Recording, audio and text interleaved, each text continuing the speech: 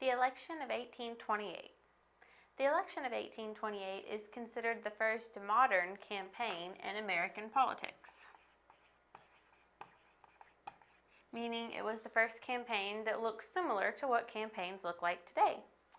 Andrew Jackson had the first campaign manager, Amos Kendall,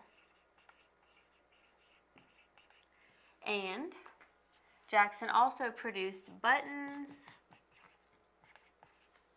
posters, and slogans to support his candidacy. And these were new things to the political campaign. So these are items that made this campaign look more like a modern campaign you might see today.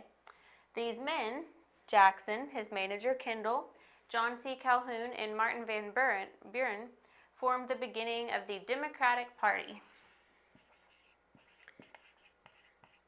So you'd had the Democratic Republicans, who had been known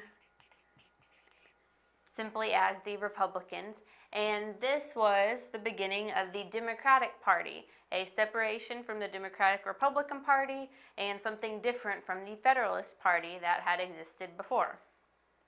Meanwhile, the incumbent John Quincy Adams ran a more formal campaign, with little of the flesh pressing of Jackson's campaign.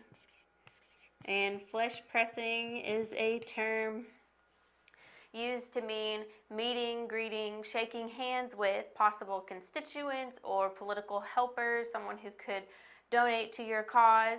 So Jackson went to lots of meet and greets. He shook hands with the common man. He really went out there and shook hands, gave out buttons, posters, repeated his slogan, talked to lots of people. He ran his campaign more like a modern campaign, where John Quincy Adams ran a very formal campaign, and he didn't do as much mingling with the common man. Adams also tried to discredit Jackson by labeling him as an adulterer and bigamist, because Jackson's wife hadn't been officially divorced whenever they were married. Now, when Jackson's wife died during the campaign, the popular sentiment returned to Jackson, and he won the election by a considerable margin. So Adams tried to discredit Jackson. He labeled him as a bigamist and an adulterer for marrying a woman who was technically still married because she hadn't been officially divorced yet.